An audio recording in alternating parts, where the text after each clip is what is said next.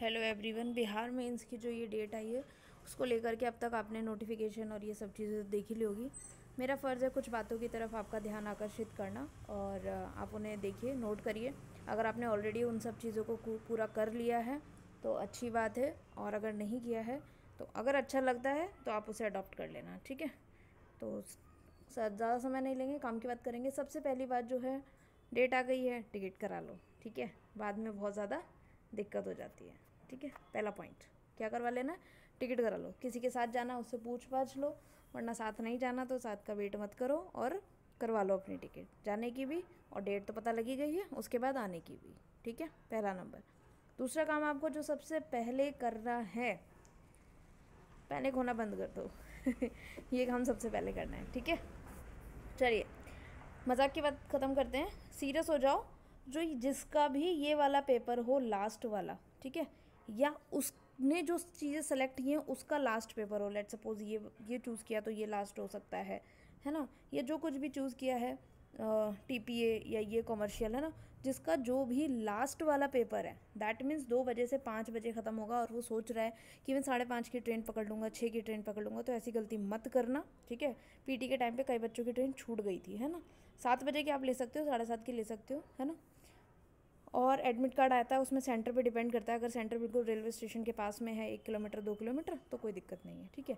तो जिसका भी, मेरे कहने का मतलब है, जिसका भी जो लास्ट का पेपर होगा ना, उसको सबसे अच्छा तैयार करना। क्या करना है, सबसे अच्छा तैयार करना। मान लीजिए किसी का कमर्शियल लॉ है, तो यहाँ देखिए प्रैक्टिकल रूप से सबसे पहले वो कौन सा देने वाला है, 8 बजे, 8 तारीख को सुबह सबसे पहले 10 बजे वो जो पेपर देगा वो देगा हिंदी का। उसके बाद देगा 2 से 5 इंग्लिश का, ठीक है। एक ही घंटे का गैप है, सिर्फ 1 घंटे का गैप है। उसके बाद वो देने वाला है जीके। जीके में तो पेपर देखने के बाद ही दिमाग ख़राब हो जाता है। आप ही सोचो, 5 बजे छूटोगे, अपने होटल आओगे, 6 बजे खाओगे पियोगे, रात को कितना पढ़ोगे, है ना। फिर उसके बाद आपको क्या करना है, फिर उसके बाद देखिए साइंस का होगा 1 घंटे के गैप के बाद, ज़्यादा टाइम भी नहीं है। और नेक्स्ट डे, अगले दिन बिल्कुल 10 तारीख को ये होगा। ये तो लॉ मान लीजिए आपके स्ट्रॉन्ग है भी, तो लॉ तक आते आते आपके 4 पेपर हो जाएंगे, 2 दिन में 4 पेपर, और आप परेशान से भी हो जाओगे। और उस समय गर्मी भी बहुत रहती है ना। तो आपको क्या करना है, लॉ के पेपर की, क्योंकि वो स्ट्रॉन्ग होता है एरिया, डेफिनेटली सी बात है ना। तो आपको लॉ के उसकी बहुत अच्छे से कमांड करनी है। जिसका भी लास्ट का पेपर हो, वहाँ तक आते आते आते आते वो बच्चा इतना एग्जॉस्ट हो जाएगा कि मतलब तबीयत तो है ही, लेकिन वो मेंटली भी, इनमें से अगर एक भी पेपर उसका ख़राब हुआ, लेट सपोज जीके में कुछ गड़बड़ हो गई या इंग्लिश में कुछ गड़बड़ हो गई उसकी, तो वो वैसे ही परेशान हो जाता है, ठीक है। तो आपको क्या करना है, अपने लॉ के सब्जेक्ट्स ऐसे कर लेने हैं कि आप लास्ट के 5 दिन अगर पढ़ो भी नहीं ना तो ठीक है, चल कोई दिक्कत नहीं है, ये तो मैं लिख ही दूंगा, है ना। ऐसा होना चाहिए। कमर्शियल लॉ वाले स्पेशली ध्यान देना। और अगर किसी बच्चे ने जंप करके सब्जेक्ट्स लिए हैं, लेट सपोज ये 4 तो देने ही है ना, इनमें तो कोई कुछ कर ही नहीं सकता, ये 5 एक्चुअली, ठीक है। ये 5 देने के बाद अगर किसी ने ये वाला नहीं लिया था, ठीक है, ये नहीं लिया, तो उसको ये 2 से 5 बजे उसकी छुट्टी हो गई। वो क्या कर सकता है, सीधे अपने होटल आ सकता है, रिलैक्स कर सकता है और नेक्स्ट की तैयारी कर सकता है मुस्लिम लॉ की, ठीक है। और अगर मान लो उसने मुस्लिम भी नहीं लिया है तो बेटा कमर कस लेना, तुम्हारा बहुत ज़्यादा हो जाएगा हैक्टिक। ये भी होगा अगले दिन सुबह, ये और ये बात वही हो गई, यहाँ 2 गैप मिल गए हैं ना। तो अपने इस तरह से मैच कर लो, जिसने जो भी लिया है मेंटली अभी प्रिपेयर हो जाना कि मैं ऐसा करूँगा, उस समय वहाँ रेस्ट करूँगा। ये सुबह दिया है किसी ने, ये मान लो ये छोड़ दिया है, तो ये देगा ये देगा, इस तरह से, है ना। तो पॉइंट मेरा समझ गए। जिसका भी जो भी लास्ट में, उसकी तैयारी अच्छे से कर लो, मेंटली प्रिपेयर हो जाओ, पैनिक करना बंद कर दो, टिकट्स करा लो अच्छे से। और जीके का और साइंस का अगर इन केस कुछ ख़राब हो भी जाता है तो पैनिक मत करना। इवन मैं तो कहूँगी सुबह का पेपर देना और भूल जाना कहाँ रखा है ना, उसको देखना भी मत। वरना अगर आपने वहीं पे मैच करना शुरू किया और अगर एक दो से ज्ञान लेना शुरू किया, अरे इसमें क्या लिखा तूने, मैं तो ये इतने केस लिख के आया, तो परेशान हो जाओगे, ठीक है। जो करके आए हो उसका रिजल्ट बीपीएससी अपने आप दे देगा, है ना। चेक करने के लिए बीपीएससी वाले, तो उनको ही करने दो उसका काम, ठीक है। और बाकी ये सब चीज़ें जो जो बाई पोस्ट वाई पोस्ट ये सब है ना, वो सब देख लेना, और कुछ ज़्यादा खास इसमें है नहीं। और एक जो बात आपको ध्यान देने वाली है वो ये है कि गर्मियों के टाइम होगा और कंटिन्यू सुबह शाम ये 1 2 3 4 5 6 10 पेपर 10 में से आपको 5 ऑप्शनल भी हैं, 8 तो देने ही देने हैं। ये इतने सारे आप पेपर दोगे ना, तो अपने खाने पीने का ध्यान रखिएगा। Not even in the exam, 8 अप्रैल को तो ध्यान देना ही है ना। बाहर का थोड़ा अवॉइड करना। इतने दिन किसी को पानी सूट नहीं करता, किसी को कुछ सूट नहीं करता, है ना। ठेले पे गर्म खाना, अंडे वगैरह, तो इस चीज़ को थोड़ा अवॉइड करेंगे तो ठीक रहेगा, है ना। और अभी से भी, अब कल से भी आप अपने डाइट पे थोड़ा ध्यान दो। डाइट का मतलब ये नहीं कि बहुत ज़्यादा डाइट कॉन्शियस हो जाओ, थोड़ा सा बाहर का अवॉइड करिए। क्योंकि देखो, एग्ज़ाम का मतलब सिर्फ लॉ, सब्जेक्ट्स, जीके, यही सब नहीं होता। एग्ज़ाम आपका हर दिन होता है। सुबह जब आप उठते हो ना, जो उठने का मन नहीं करता है, 5 बजे का अलार्म बजता है, उसको स्नूज़ कर देते हो, है ना, वो भी एक स्ट्रगल है, वो भी अपने आप में कंपटीशन है, वो भी एक एग्ज़ाम है आपका, खुद से एग्ज़ाम है उठना, ठीक है। और खुद से कंपटीशन बहुत ही ज़्यादा टफ होता है, ओके।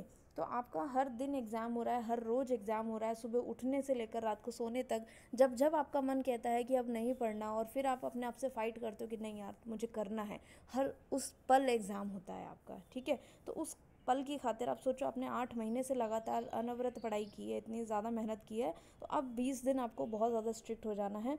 थोड़ा सा बाहर के एलिमेंट से बात करना कम करिए, और अपने आपने जो जितनी तैयारी कीजिए उस पर बिलीव रखिए अपना, और जो होगा वो बहुत अच्छा होगा, सबके सामने आएगा। सिर्फ कर्म करो, आपके हाथ में कर्म करना है, कर्म करो।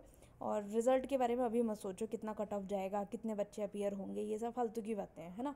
यूट्यूब वाले बैठे हैं ना इस चीज़ को प्रिडिक्ट करने के लिए, आप क्यों टेंशन ले रहे हो, ठीक है।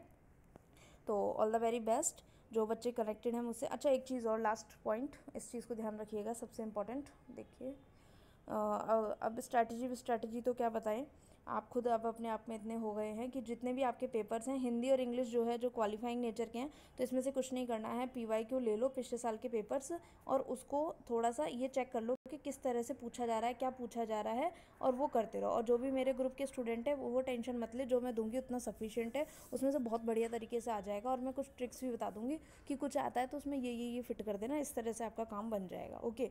उसके बाद GK GS में अब मतलब जितना है उतने से कर लो, बाकी नया करने की कोशिश मत करो। क्योंकि मान लीजिए आपने बहुत सारे मोटे मोटे रजिस्टर बना के रेडी रख लिए, 10, लर्न एक भी नहीं किया। आप तो मुझे एक प्रैक्टिकल एग्जांपल, मैं तो ओपन चैलेंज कर रही हूँ, जो भी ये वीडियो देख रहे हैं कमेंट में करके बता देना। अब तक की उम्र में मैं मान के चलती हूँ आप 25 साल के हैं, ये वीडियो देख रहे हैं, तो 21 के हैं, ठीक है। इससे कम तो क्या बच्चा मेंस लिखेगा, है ना। तो अपने 21 से 25 साल की उम्र के आप हैं, आप मेरा वीडियो देख रहे हैं, आप मुझे ये बताइए कि आपने आज तक कोई ऐसा शब्द लिख सकते हैं इस कमेंट बॉक्स में जो ना तो सुना हो, ना देखा हो, ना पढ़ा हो, ना कहीं किसी से भी उसके बारे में जिक्र सुना हो। कोई भी ऐसा शब्द आप लिख भी सकते हैं? नहीं लिख सकते, नहीं लिख सकते। जो चीज़ ना देखी हो, ना सुनी हो, ना समझी हो, ना पढ़ी हो कहीं से भी। और ऐसा नहीं है कि होते नहीं है, खूब होते हैं। फ्रेंच है, डच है, स्पेनिश है, कितनी लैंग्वेज होते हैं, उसके इतने सारे शब्द होते हैं। उर्दू है, क्या हमें सब आता है? नहीं आता, है ना। तो सिंपल सी बात है, इसका कहने का मतलब मेरा इतना है कि ज़्यादा से ज़्यादा अब लर्न करना शुरू करो। अब लिखना, राइटिंग प्रैक्टिस, अब इसको थोड़ा सा कम करो, 20 दिन बचे हैं। आप ज़्यादा से ज़्यादा अब लर्न करना शुरू कीजिए। हैंड राइटिंग सब होता रहेगा, ठीक है। लास्ट में आके सबकी हैंड राइटिंग एक जैसी ही होती है। शुरू के 2-3 पेज बहुत बढ़िया होते हैं, जिसकी अच्छी है उसकी तो अच्छी होती है, नहीं तो सबकी ऐसी हो जाती है, ठीक है। समहाउ आपको अपना कंटेंट उसमें लिखना है, आपका अपना आंसर कंप्लीट करना है, पेपर कंप्लीट करना है, वो नहीं छूटना चाहिए प्रेजेंटेशन के चक्कर में, ओके। तो आपको अब लर्न करने पे ज़्यादा फोकस करना है। बिकॉज अगर आपके ब्रेन में रहेगा रेस जुडिकाटा के ये पॉइंट, आर्ट एक्सेप्शन, एक्सप्लेनेशन, ये 3 लैटिन मैक्सिम, तो आप लिख सकते हो। हैंड राइटिंग का कुछ नहीं, सीक्वेंस ऊपर नीचे होगा, ठीक है, चल जाएगा। एटलीस्ट आपने अपना आंसर कंप्लीट किया, छोड़ने से तो अच्छा ही है। लेकिन अगर आपका लर्न किया हुआ आंसर नहीं होगा अभी से, तो वहाँ पर चीज़ आती होंगी कि चलो इसमें क्या लिखना है, लेकिन आप उसको फ्रेम करने में समय लगाएंगे, फिर कट देंगे, कहीं पे कुछ ना कुछ मिस्टेक्स कर देंगे, है ना। तो इन सब चीज़ों से आपको बचने का एक ही तरीका है, अब थोड़ा लर्न करना स्टार्ट करो। राइटिंग करिए, 1 से 2 घंटा आप दिन में लिख लीजिए, कोई दिक्कत नहीं है। लेकिन अगर लर्न किया हुआ रहेगा तो लिख लोगे वहाँ पे, लेकिन अगर लर्न किया नहीं है तो लिख तो लोगे, लेकिन समय ज़्यादा लग जाएगा, ठीक है।